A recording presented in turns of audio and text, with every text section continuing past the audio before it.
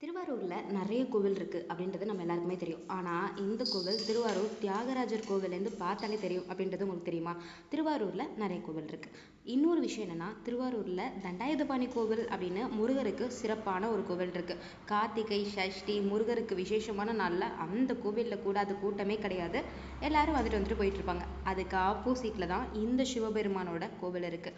முக்கியமான விஷயம் என்னென்னா, இது ரொம்பவுமே பழங்கால கோவில்.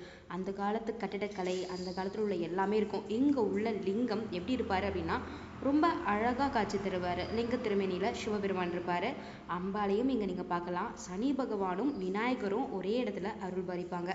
இந்த கோவிலை பொறுத்த வரைக்கும் எப்போதும் வெளியிலேருந்து நீங்கள் வரும்போது உள்ளார வருவீங்க. அப்போது முருகப்பெருமான் இருக்க வேண்டிய இடத்துல முருகப்பெருமான் இருக்க மாட்டாங்க. வலது பக்கத்தில் சனி பகவானோட சேர்ந்து விநாயகர் இருப்பார். பின்னாடி பக்கம் முருகப்பெருமான் வள்ளி தெய்வானியோட ரொம்ப அழகாக காட்சி தருவாங்க.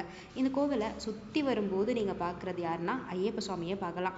பக்கத்திலேயே இன்னொரு ரிஷியுமே இருப்பார். ரொம்ப அழகான கோவில், ரொம்ப அழகான கட்டிடமைப்பு. இவ்வளோ அழகான கோவில் திருவாரூரில் எங்கே இருக்குது அப்படின்னு பார்த்தீங்கன்னா, தியாகராஜ சுவாமி கோவிலுக்கு பின்னாடி தாங்க இருக்குது. அதாவது திருவாரூர்லேயே பெரிய கோவில் அப்படின்னா தியாகராஜ சுவாமி கோவில். அதுக்கு பின்னாடி தான் இந்த கோவில் இருக்குது. இந்த கோவிலேருந்து பார்த்தா அந்த கோவிலோட கோபுரம் தெரியும். கரெக்டான லொக்கேஷன் என்ன அப்படின்னு பார்த்தீங்கன்னா, கீழ வீதியில் இந்த கோவில் இருக்குது. வடபழனி ஆண்டவர், அதாவது பழனி ஆண்டவர் அப்படின்னு சொல்லுவாங்க. தண்டாயுதபாணி அப்படின்னு சொல்லுவாங்க. அந்த முருகர் கோவிலுக்கு ஆப்போசிட்டில் தான் இந்த கோவில் இருக்குது. இப்போ நீங்கள் பார்க்குறது கோவிலை சுற்றி வர அமைப்பு தாங்க. பின்னாடி முருகப்பெருமான் இருப்பாங்க, எல்லாருமே இருப்பார். ரொம்ப அழகான ஒரு கோவில்.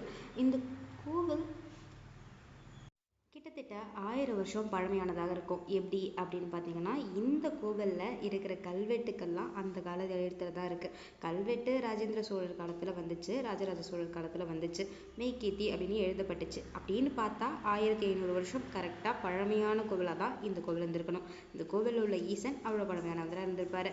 இந்த கோவிலில் முக்கியமான விஷயம் என்ன அப்படின்னு பார்த்தீங்கன்னா, கொடிமரம் கிடையாது. கொடிமரம் இல்லாத கோவிலில் இந்த கோவிலும் உண்டு. நந்தியை பார்த்துக்கோங்க. இவர் தான் நந்தி பகவான். உள்ளார சிவபெருமான் இருக்காரு. இந்த தூண்கள்லாம் ரொம்பவுமே அழகான அமைப்பில் இருந்துச்சு. அப்படியே நீங்கள் வந்தீங்கன்னா கோவிலுக்கு பின்னாடி எல்லா சிவன் கோவிலும் இருக்கிற மாதிரி தான் இந்த கோவிலுமே இருக்கும். இந்த பக்கம் யார் இருக்காரு அப்படின்னு பார்த்தீங்கன்னா, ஐயப்பன் சுவாமி இருப்பார். இங்கே நீங்கள் பார்த்தீங்கன்னா தட்சிணாமூர்த்தி, அந்த பக்கம் பிரம்மர் எல்லாருமே இருந்தாங்க. இந்த பக்கம் நீங்கள் பார்க்க போகிறது யாருன்னா ஐயப்ப சுவாமி. இப்போ இவங்களாம் புதுசாக கட்டியிருப்பாங்க போல். பக்கத்தில் இன்னொரு சிவபெருமான் இருப்பார். அவருக்கு பக்கத்தில் தான் ரிஷி இருப்பார். ரொம்ப அழகாக தத்ரூபமாக அந்த ரிஷியை வச்சுருப்பாங்க. இங்கே சிவபெருமான் இருப்பார். பின்னாடி பார்த்தீங்கன்னா நாகம் இருக்கும்ல, அதுவுமே இருக்கும். அங்கே விநாயகர் இருக்கார். அதுக்கு பின்னாடியே பக்கத்தில் முருகர் இருப்பார். முருகர் வள்ளி தெய்வானியோட ரொம்ப அழகாக காட்சி தருவார். முருகர் சுற்றி என்னென்ன படை வீடோ எல்லா படை வீடையும் வரைஞ்சி வச்சுருப்பாங்க. நாகதோஷம் போக்குறது இங்கே இருக்குது. அதுதான் முருகரோட இடம். நீங்கள் திருவாரூர் போனீங்கன்னா மறக்காமல் இந்த கோவிலை பார்த்துட்டு வந்துடுங்க. இந்த கோவில் அவ்வளோ அழகாக இருக்கும். இங்கே உள்ள முருகரும் அழகாக இருப்பார். சிவபெருமானை பார்க்க மறந்துடாதீங்க, அவ்வளோ அழகாக இருப்பாங்க. இந்த கோவில் தேவார பாடல் பெற்ற கோவில் அப்படின்ற மாதிரி இல்லை. ஆனால் முன்னாடி தீர்த்தத்துலேருந்து எல்லாமே எல்லா சிவன் கோவிலோட அமைப்பில் தான் இந்த கோவிலுமே இருக்குது. இங்கே உள்ள லிங்கம் ரொம்ப பழங்காலத்தவர் அப்படின்றது பார்த்தாலே தெரியும். இது ஒருக்கா பாருங்க, முருகப்பெருமான் ரொம்ப அழகாக காட்சி தர்றாருல.